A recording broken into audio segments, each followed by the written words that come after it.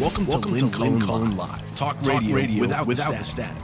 Email your questions and comments to Lynn at pghcitypaper.com. And now your host, Lynn Cullen.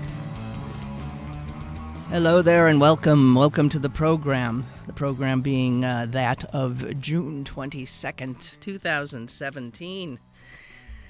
Oh, guys. So, I gotta tell you,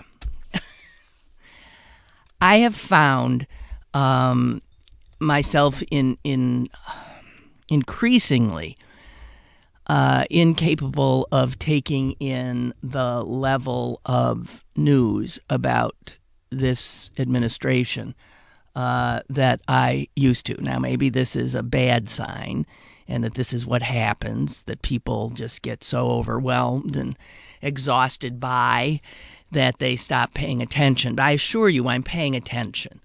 I'm just trying pretty hard to remember that there are a lot of other aspects of our lives that go on despite what's happening in Washington, D.C. And I am going to redouble my efforts to bring to you those kinds of other subjects, other issues. Although it is pretty dang hard to ignore the reality, the horror, the disaster unfolding on a daily, hourly basis in our nation's capital. I simply do not watch the news anymore. I can't. I cannot watch CNN, MSNBC, any of them, because they're part of the problem. They're so clearly part of the problem. The incessant babble, and then that makes me part of the problem, part of the incessant polarized babble. And I'm not sure, I'm as tiny a minnow as there is in this particular pond, but I just don't wanna, don't think it's particularly useful. So, starting out today, even as the Republicans in the Senate unveil that which they have been carefully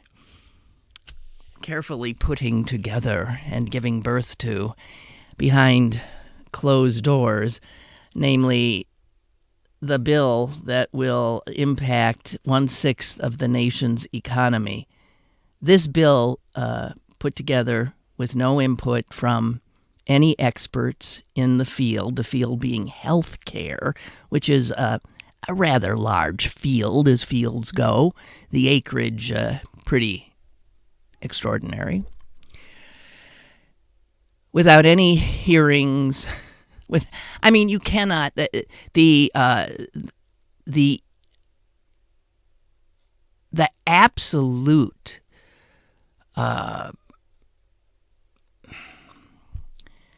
why do words fail me when I'm feeling so strongly about something? The disrespect, it's not the word I was looking for, the disrespect for democracy that Mitch McConnell and his guys show with no compunction. Democrats would never do that because they can't. They don't know how to do that. They don't know how to do shamelessness. I'm sorry, that's just a fact. They don't know how to do shamelessness as much as the Republicans do in the pursuit of power or what it is they want. And what they want, understand, is a huge tax cut. That's what this health care bill is actually about. And in order to get it, they're going to have to deprive millions of Americans who just received health insurance for the first time of health insurance. So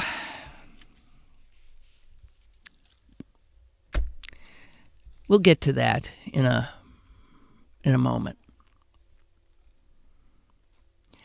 I want to talk first about something that, is not necessarily, well, it is consequential, but it's a word. That's all.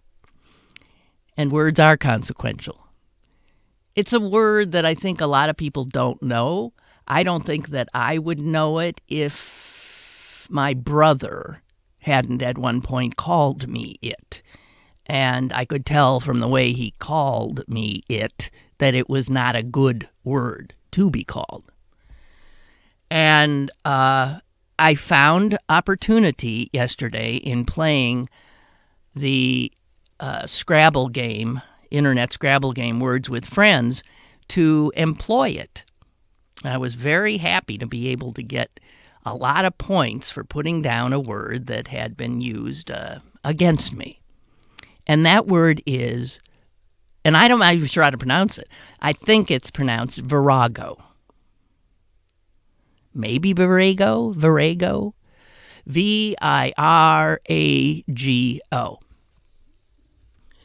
And what I did after I put it down is I checked what the people who do this game say the definition of virago is, or virago.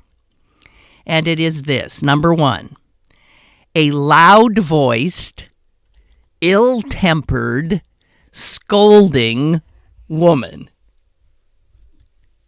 Ta-da! So, I can see where my brother would have unleashed that particular word at me. A virago, whatever it was. A loud-voiced, ill-tempered, scolding woman. In other words, that's not a word. That is a gender-specific word. Okay? Here's the second definition, and this is what blew me away.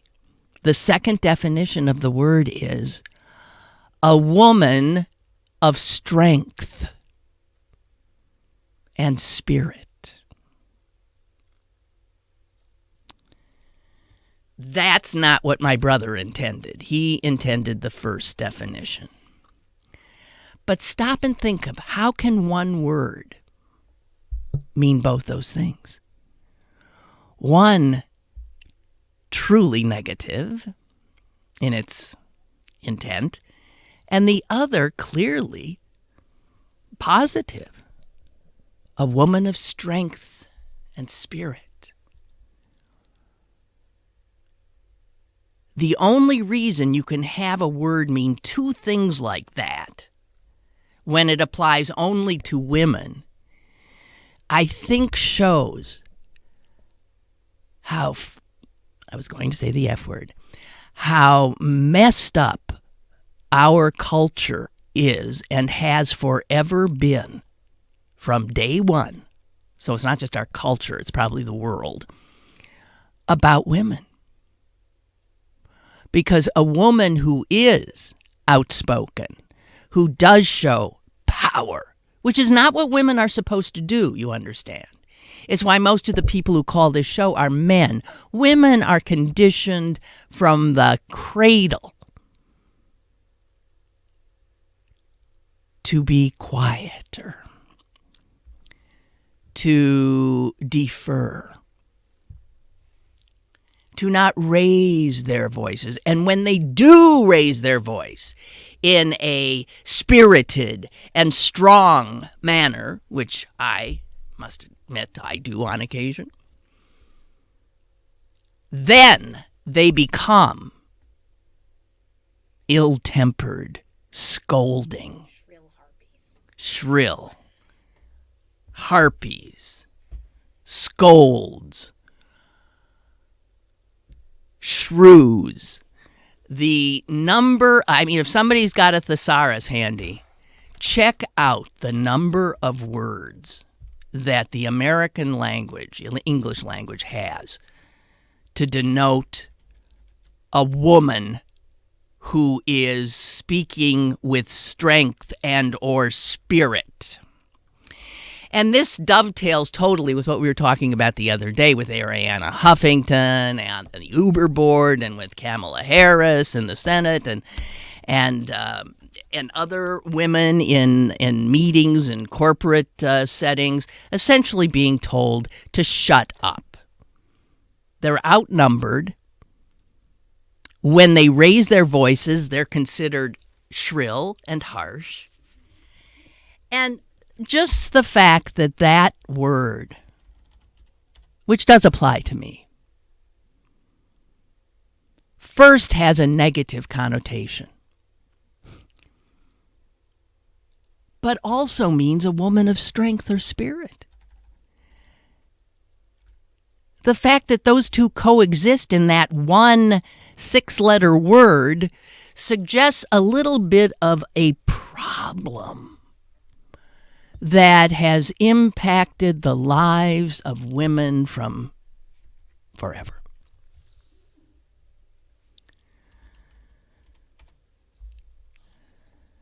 Virago. I wear it proudly.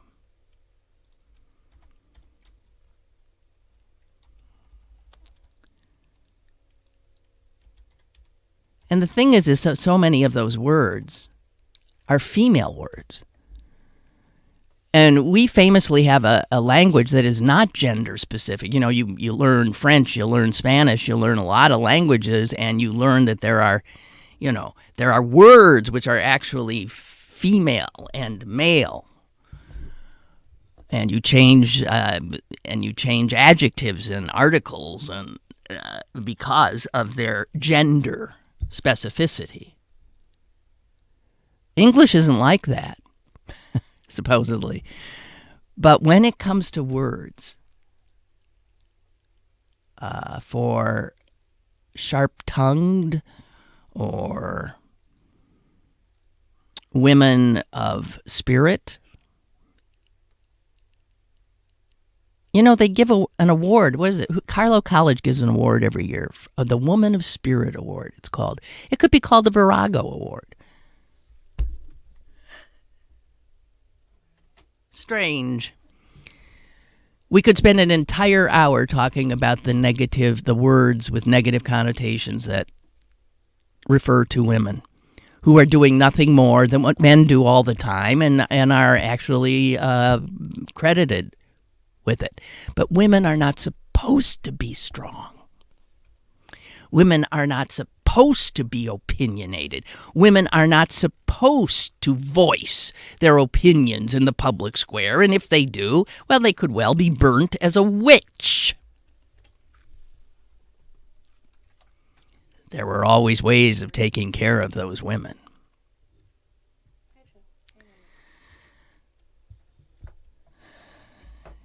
And like yesterday with our conversation about Jim Crow, man, the more things change, the more they stay the same. It is so hard to change. It is so hard to change what is in people's bones from generation to generation to generation of what women are to be, what blacks are to be, what women are to be, what... I said that before, didn't I? It's really, one can despair, except that Joe is calling. Joe, hello? How you doing? I'm doing... Hey, I want to apologize for the last profanity I used, but I won't apologize for my opinion. Okay, and you need not. Hey, I'm a little harsh, and I shouldn't have done that. And I'm better than that, usually, where I went off the handle. And I know a lot of people say, oh, God, that guy again, he's calling back. Oh, well, like you say, if you put yourself out there, that's what you get. You got to put up with the peanut gallery. Hey, Joe, if you were a woman, we would have called you a virago that day. You were screaming. I was going to tell you that's what I like about you. I know where you stand. Yeah. I like it. I know you stand. Now, you. I usually, years ago, I was quiet. I stood out of it. I didn't, until W got in there, then I really started getting pissed off and started to voice my opinion. But I used to stay out of it. Sometimes it's better. Yes. But, sometimes, yes. Indeed it is. It really is, because and then sit there and worry about what everybody else thinks about it. Exactly. That's why I stay off Facebook, because you could get in a back and forth thing real easy.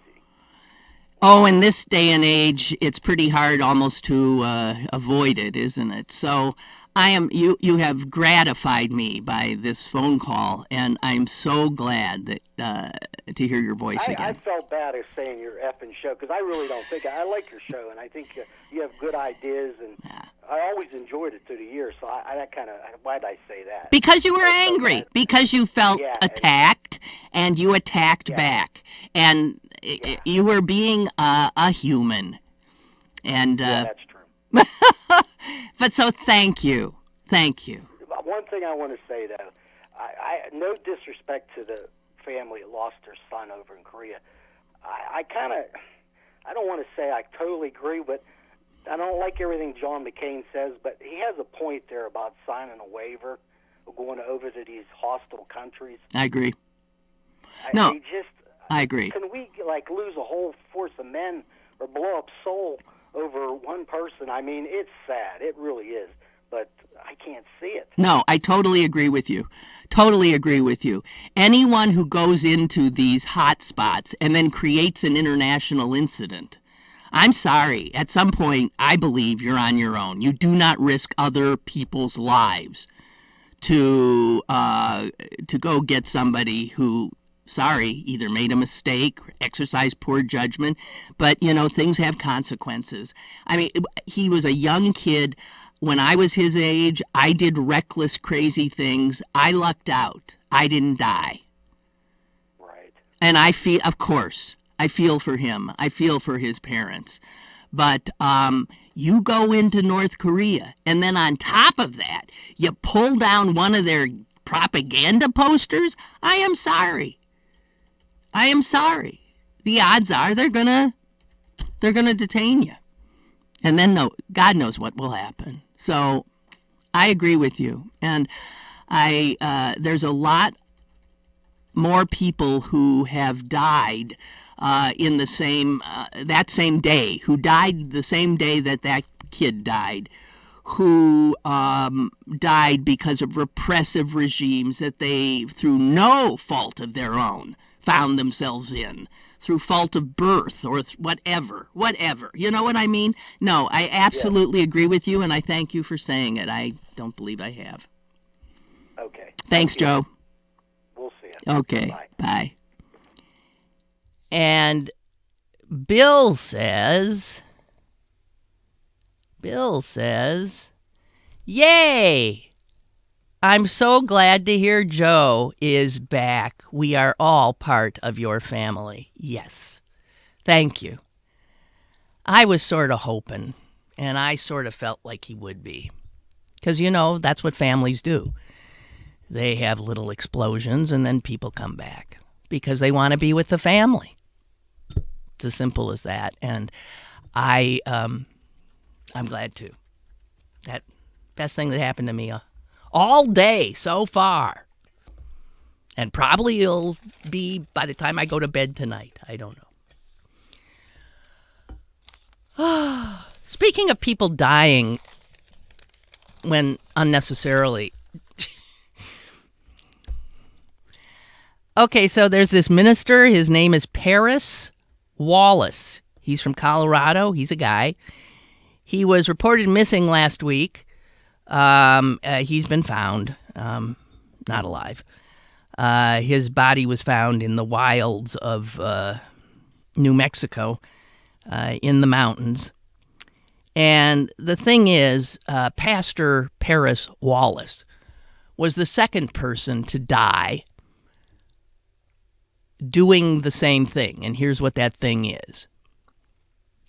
He was looking for a buried treasure. He was looking for a buried treasure. Now, the guy who buried the treasure is alive and well. His name is Forrest Fenn. Forrest Fenn is an strange guy, an art dealer from Santa Fe, New Mexico, former Vietnam pilot. He had 2 planes shot out from under him. He's 80-some years old. And what happened is he has a lot of money. And he decided, after beating cancer, to write a memoir. Self-published. He published it in 2010, so he was about 70, right? It was the 70s. And it's called The Thrill of the Chase. And I guess a lot of people read it and or it became sort of viral. Did you hear about this? This guy buried, and in the book he talks about, he buries a lockbox full of gold coins and nuggets, precious gems and ancient artifacts. And where it is, well, in the book, he has a poem. And in the poem, which has 24 verses, are the clues to where this treasure, which he says is probably worth about $2 million, is buried. It is estimated that some 65,000 people have searched for this treasure. One of the problems is the treasure, I guess quite clearly it is known from the poem that it is high up in the mountains. It's 5,000 feet up in rough terrain that people normally don't go to. So people who haven't died but have been scared out of their minds have been rescued because they've gotten hopelessly lost, they've gotten whatever. So, but another guy died earlier, a guy named Randy Billio. He went looking too. They didn't find him for 7 months.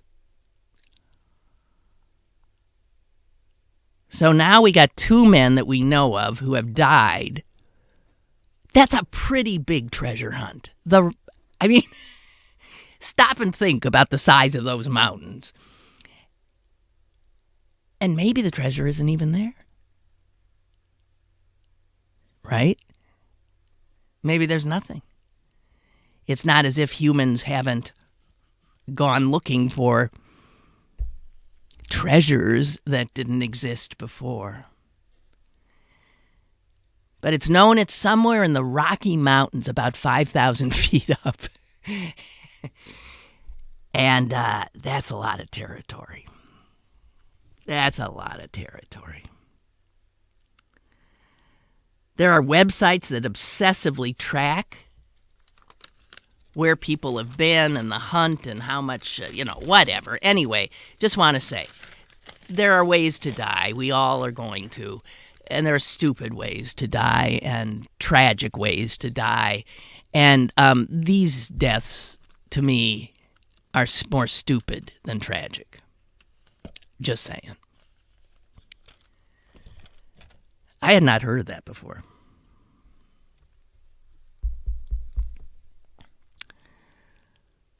And of course, you heard about the Valedictorian, right?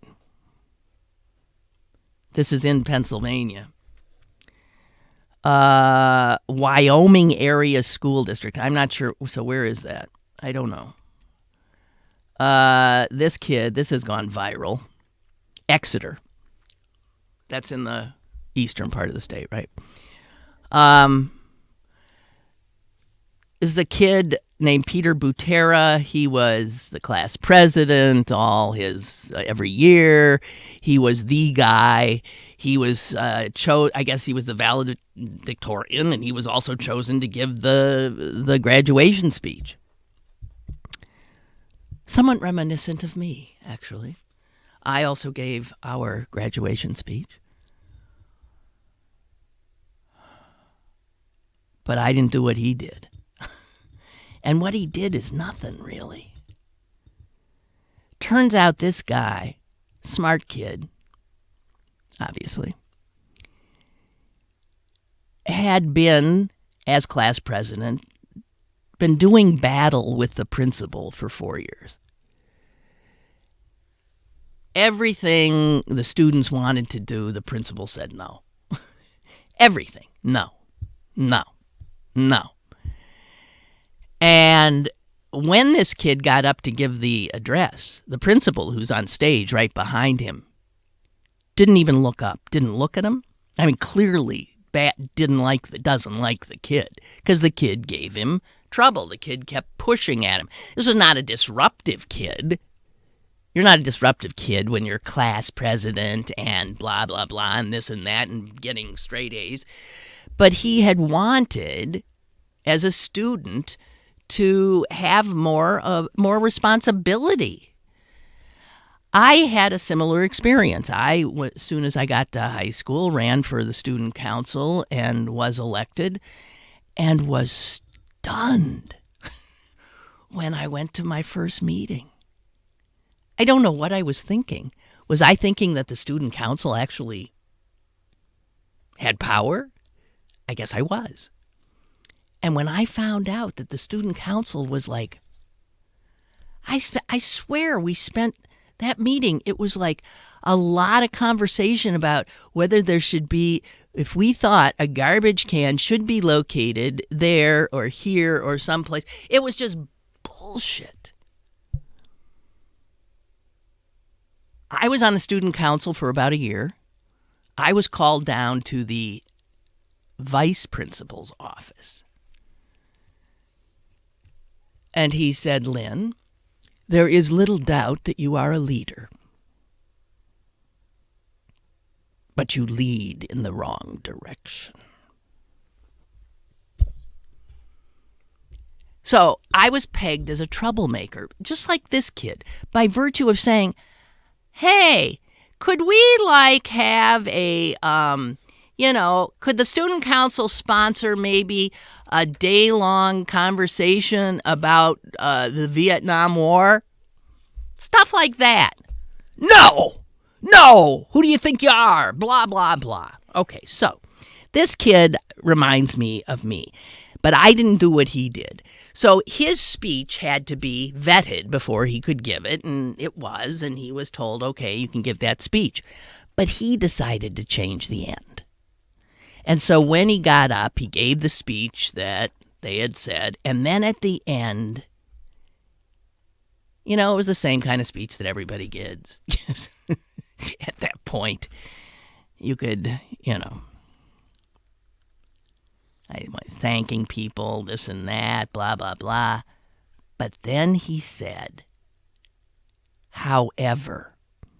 And the minute he said, however, the principal, who hadn't been looking at, even deigned to look at him, he was like looking off like this, being really disrespectful of him. As soon as he said, however, the principal looked up. And the kid said this: "At our school, the title of class president can more accurately be class party planner.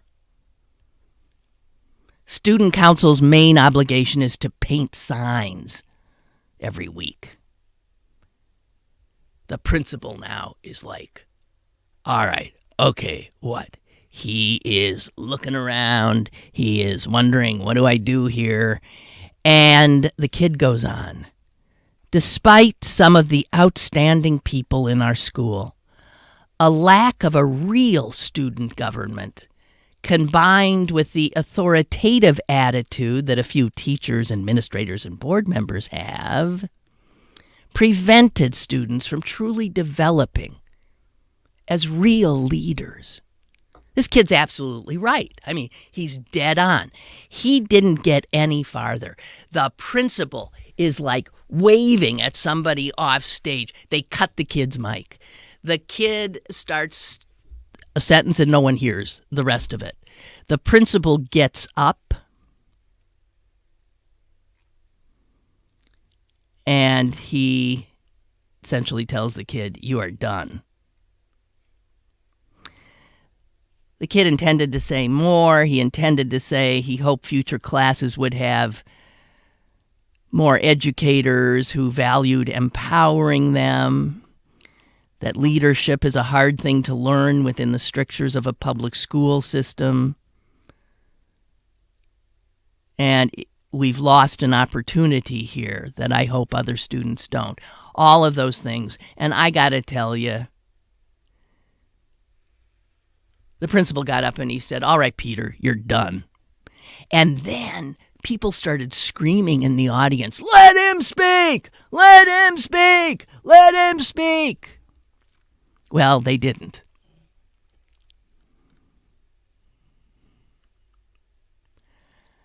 He wasn't saying anything that outrageous. He was giving his opinion. And this principal's a jerk. He's like the vice principal I spoke to. They are, they're like Donald Trumps. They like control, total control. And young people need, if they're going to develop their talents, their skills, they need some room to do that. They need to be allowed to make mistakes. So God bless him. And Peter Butera walked off the stage to a standing ovation, by the way, without having finished his speech. Now, I wonder if that school district will learn anything from that. Maybe. There might be a little pushback there from other teachers and places saying the kid had a point. And this has been covered in publications all over, on television. The kid's not looking bad. Because it wasn't like he was horrible and disrespectful and did something outrageous. He was trying to say that in my 4 years, this is what I learned, and I hope things get better. He didn't name names. I think he did something wonderful. Henry says, "Lynn, I'm right there with you." Not on what I just said, because this came in earlier. "I turn on cable news, and I am literally sickened by the barrage of bad news coming out of this administration. If there was ever any doubt as to the type of country we would become under these Republicans, there should be no doubt now. These are not Ronald Reagan Republicans. These are the Republicans of Roger Ailes and the Koch brothers. The Republican Party is the party of greed, the party of white men. What happened to by the people and for the people?" I don't know.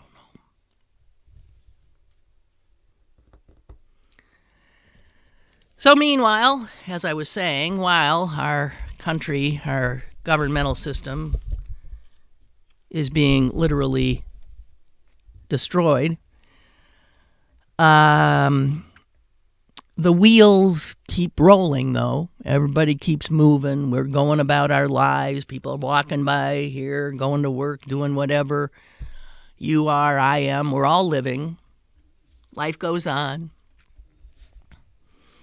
One of the things that is happening, and certainly we in Pittsburgh know this more than most, is that technology is about to overturn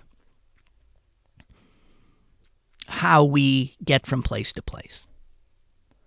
It's starting to, but in 5 years, certainly in 10, we will be living in a different way in terms of transportation. And the people who make their money getting ahead of these huge changes, well, they're way ahead of us. But the Wall Street Journal, because they care about this, because this is how you make millions, get ahead of the curve. They did a special section called The Future of Transportation. And it is fascinating to see how the people who see opportunity as money. It's not, there's nothing wrong with that, but who see opportunity and say, wow, could make a lot of money doing that. That's the entrepreneurial spirit, right? Man, they are in hook, line, and sinker with driverless cars. In other words, it's going to happen. It will be rare that someone will own their own car. It will be, according to this, as rare as somebody now owning their own horse. It'll be a luxury. It'll be an eccentric kind of a thing. And that this will happen sooner rather than later. They even have a graph in here of the cities in the country that are expected to be the first launch markets of total automated mobility service. And, of course, Pittsburgh is there. Pittsburgh is considered likely to be in one of the first launch markets. And also, it's an interesting market because it's a market with snow. Snow is proving to be more of a... One of the reasons Uber's here doing that, and the others are here, is because we've got all of the problems that this new technology has to deal with. All of the problems. The hills, the narrow streets, the weather, bridges and tunnels and rivers and blah, blah, blah, blah, blah, blah, and highways. We've got all the stuff that these vehicles are going to have to know how to navigate. And they've got this list and saying, here's how much money is in that particular market right now for the first guys who get in. And they say Pittsburgh, we're one of the lowest ones because we're a small city. But it's over $1.5 billion to be had right now out there in this. New York is $20 billion. That's the highest. But just to flag it so you're not shocked when you wake up 5 years from now, because they're pretty much saying about 5 years you're going to really start seeing this.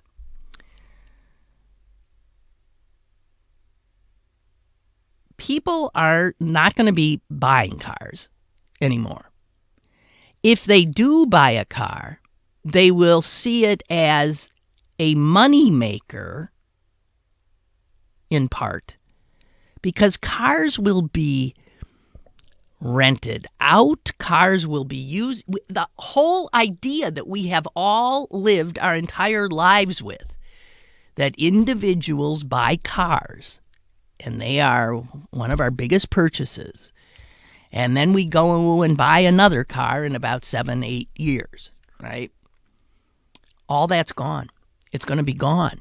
And if you think car dealers are sleeping these days, you're wrong. They are not. Because the entire structure is about to change. The entire model of car ownership will be upended. By 2022, I hate to tell you this, that's not too far away. That's 5 years from now. By 2022 or 23, the majority of transportation in urban areas with temperate climates will be on demand, will be shared, and will likely be autonomous, driverless.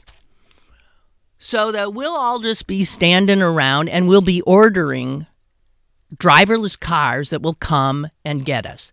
And we might share that car if it makes sense to pick somebody else up heading to the same direction. And so the interiors of cars, these driverless cars, are going to bear no resemblance to the cars we have now. Let's say you, with your smartphone, order a car. It arrives within minutes. There's no one in it. You get in. It speaks to you. Hi, how you doing today? We'll take you to your destination. We have to pick up one other person on the way. We're not inconveniencing you at all. They stop. They pick up another person. Let's say you are not comfortable sharing this car on your way to where you're going with another person. Well, these cars will be more like waiting rooms. So each person will have a pod that they're sitting in. And if you don't want to deal with that other person getting in, you just turn your pod. You never even have to see them or they you. Information will be being put on what were the windows. Maybe it'll be a news readout. Maybe it'll be this. Maybe it'll be whatever. There are now people all over in laboratories, and a lot of it happening here, that are working 24/7, trying to create this totally new reality.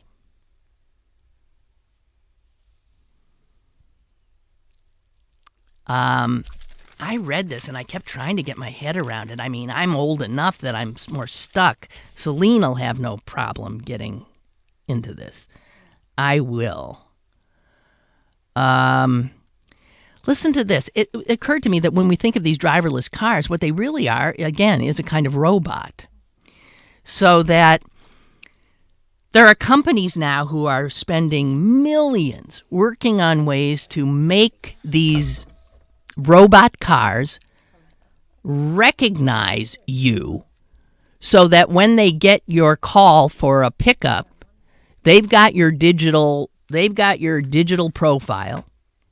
And the more they come and get you, the more they know about your needs. And so it says here that so when one of these driverless cars pick you up, they might remind you of a calendar appointment that's coming up, or nudge you to leave earlier the next day because of certain reasons, or giving advice on places to eat along the way, or ways to shop online while you're in traffic. And I got to tell you, that sounds like a nightmare to me. You're inside a robot. The entrepreneur sees this and says, oh, let me get in on this, because this is going to change how people live.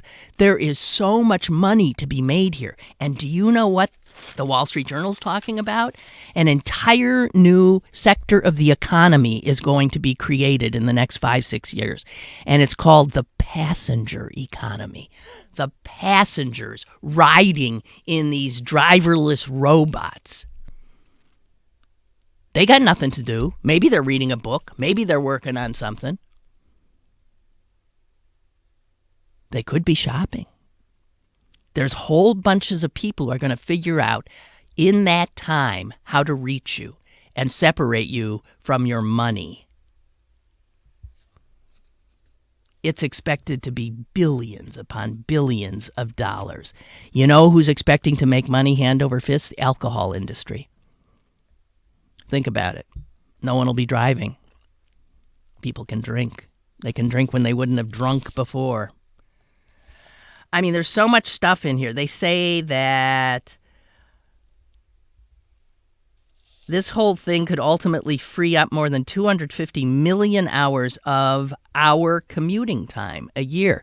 So that's hours that now can be filled doing something. Could be work, could be useful, could be productive, could be entertainment.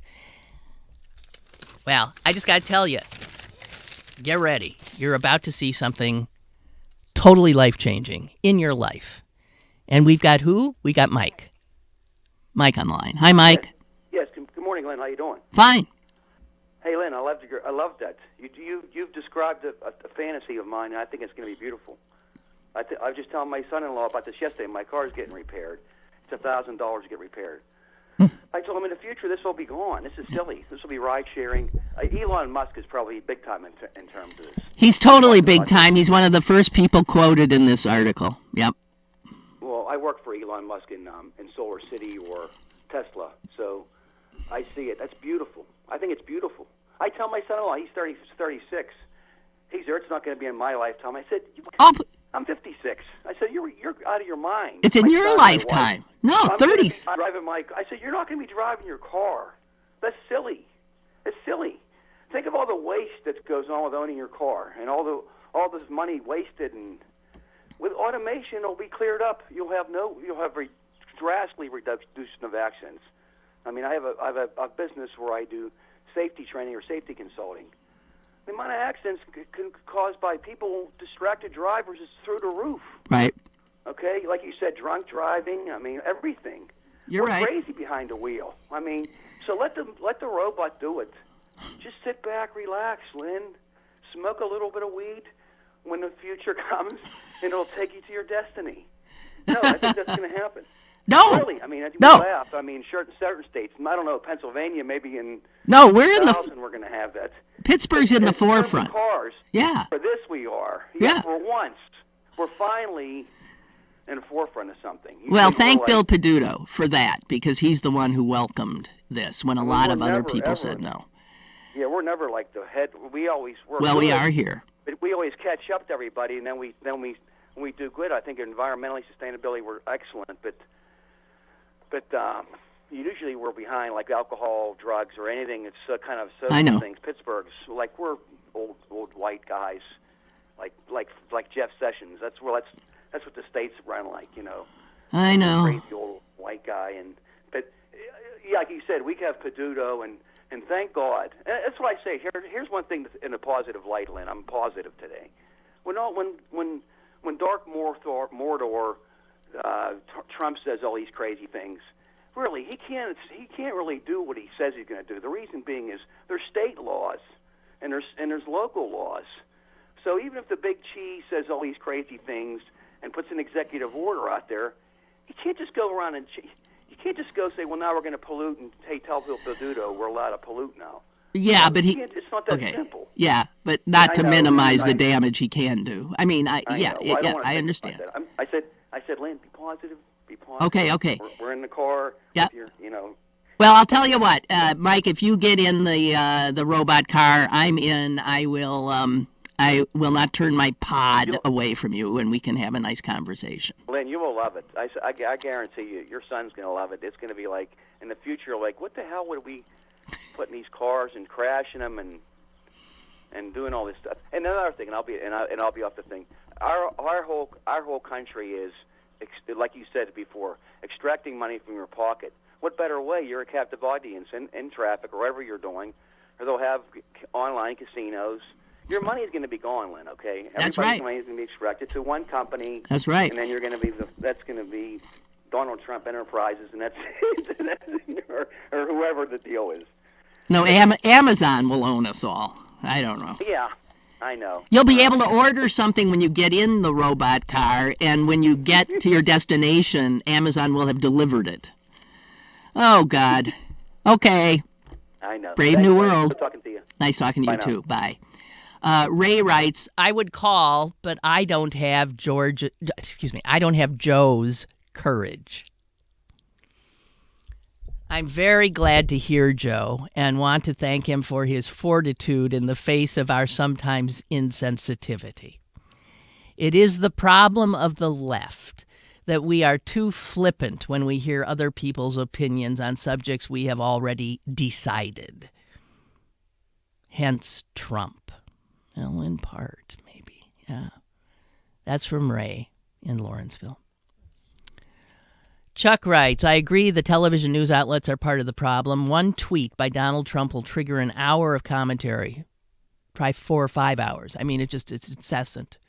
It'll make you crazy to listen to it. An entire team of analysts will spend an hour or many more breaking down the tweet. And then in the following hour, we'll do it all over again. Right. Well, any of us who watched it know that's what they do. And if you keep listening to it, you're nuts. I still think it was the TV media who were largely responsible for giving Trump the attention I agree with you he needed. I agree with you, because what does TV want to do? They want to do a car wreck because we know that people are rubberneckers. If you show them a car wreck, they are glued. And Donald Trump's campaign was a car wreck. It was entertainment with big consequences. Oh, Dorothea writes, the valedictorian story reminds me that our schools often don't recognize true teachable moments. A teachable moment is not cutting this student's microphone.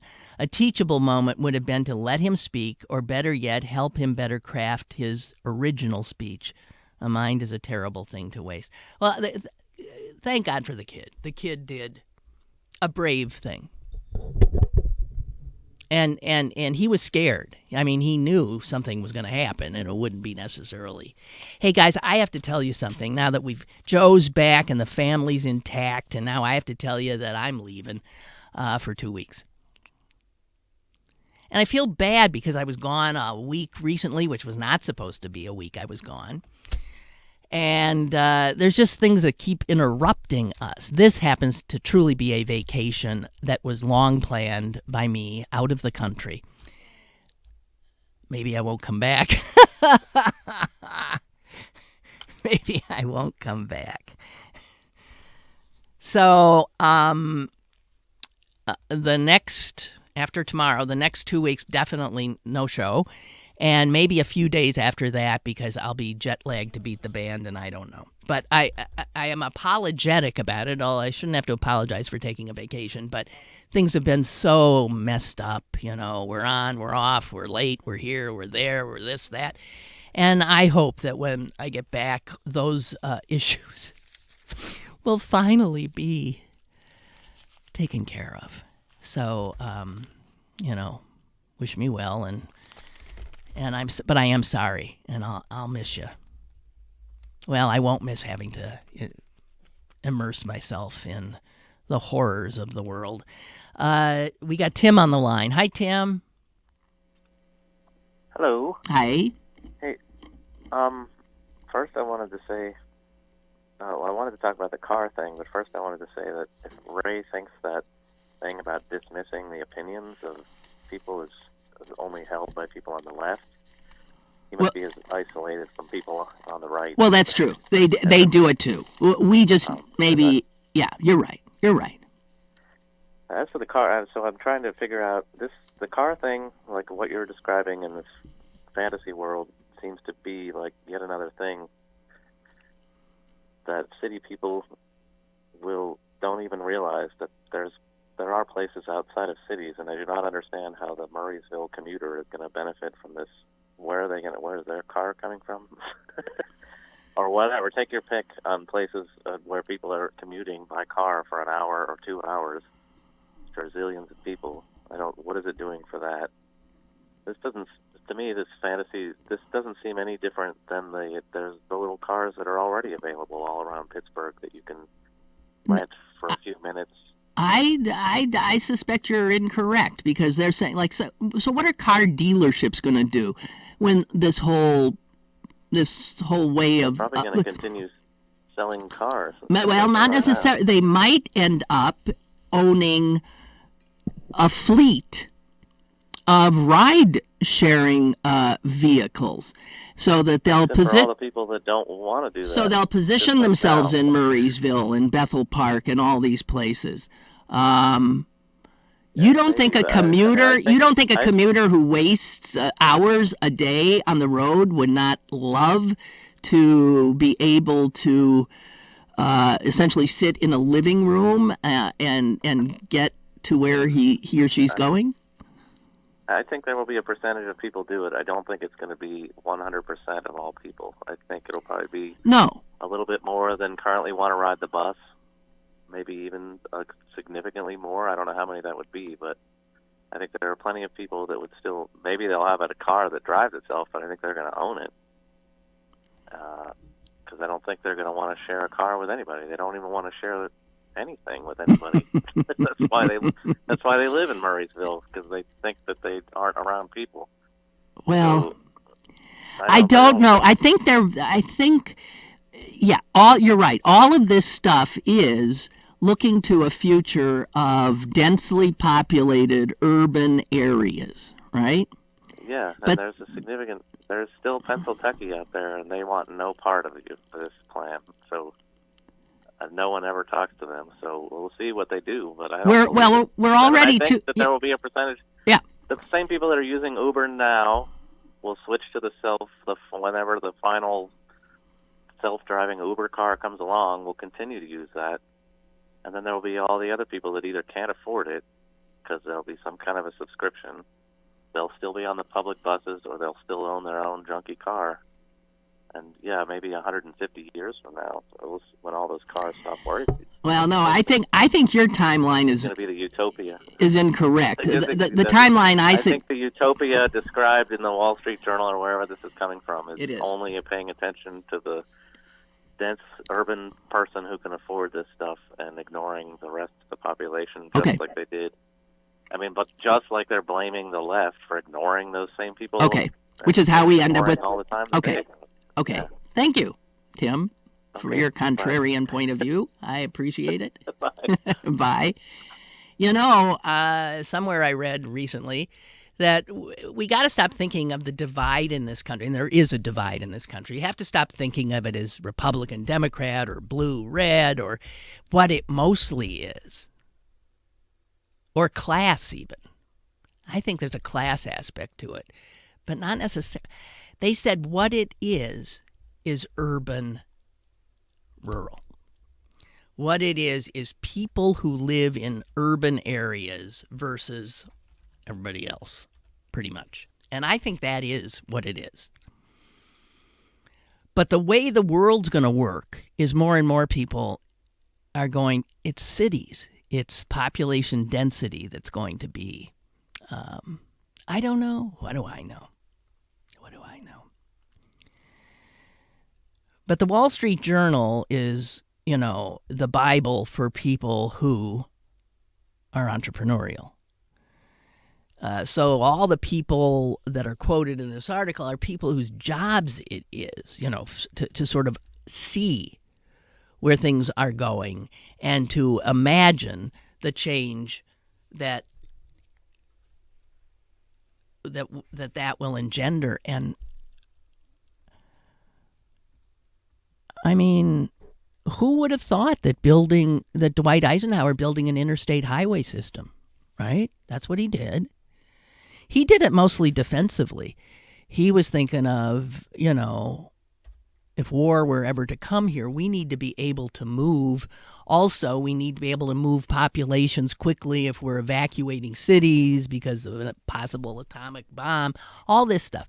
So there was he wasn't thinking, if we build an interstate highway system, millions of people will move.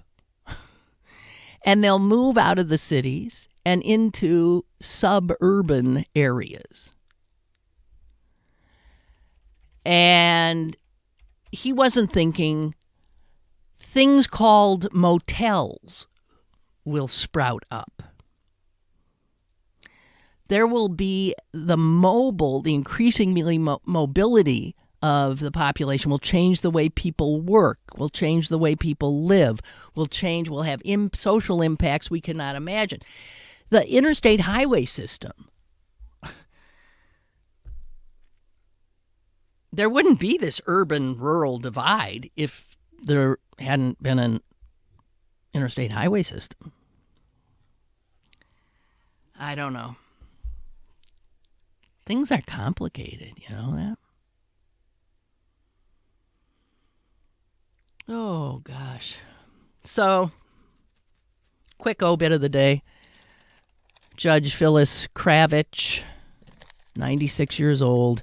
She was still hearing cases into her late 80s.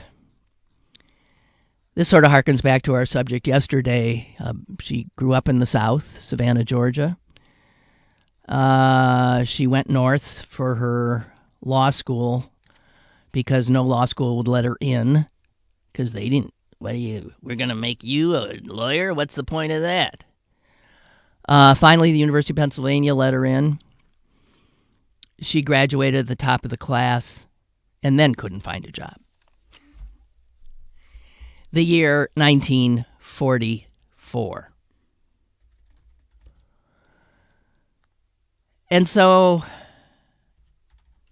even though she was one of the smartest young lawyers coming out that year, she couldn't get a job. She was turned down with one after another. Clerkships, law firms. She was explicitly told that they wouldn't hire a woman. A few told her they wouldn't hire a Jew. So she was screwed either way. She returned to her hometown and set up practice with her father. And she and her father represented blacks and poor people who were struggling to find a measure of justice in the legal system. They brought case after case. They went after the all-white Democratic primaries that kept, obviously blacks disenfranchised. They successfully argued a case before the Supreme Court, she and her father.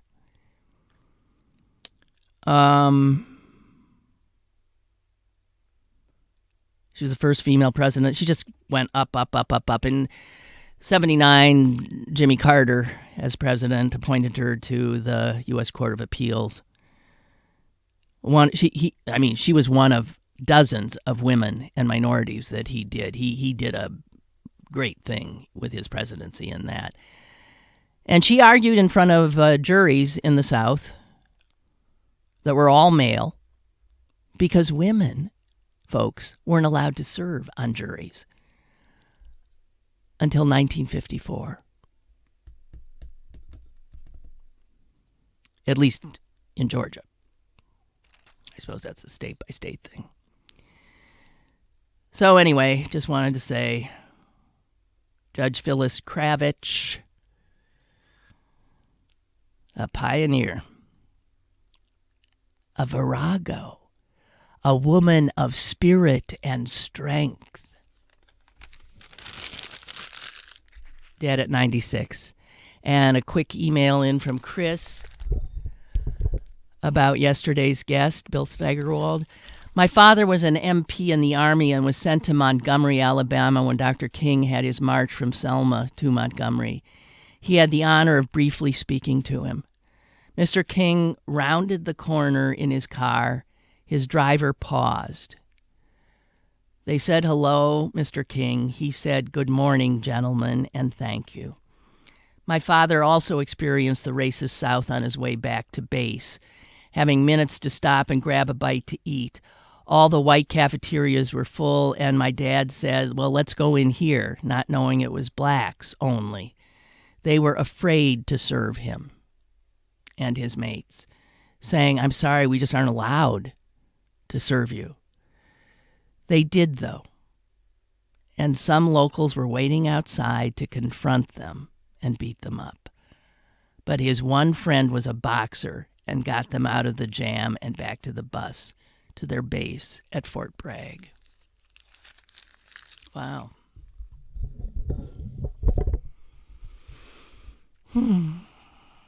Okay, guys. I enjoyed today. Thank you very much for being there. And I'll be back tomorrow. We got one more hour together before I take off for a while. Okay? See ya.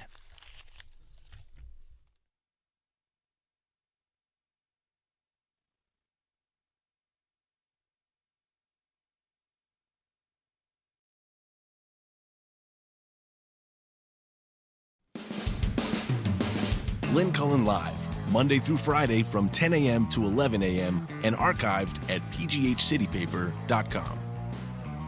The opinions expressed on Lynn Cullen Live are those of the host and do not necessarily reflect the viewpoints of Pittsburgh City Paper or its advertisers.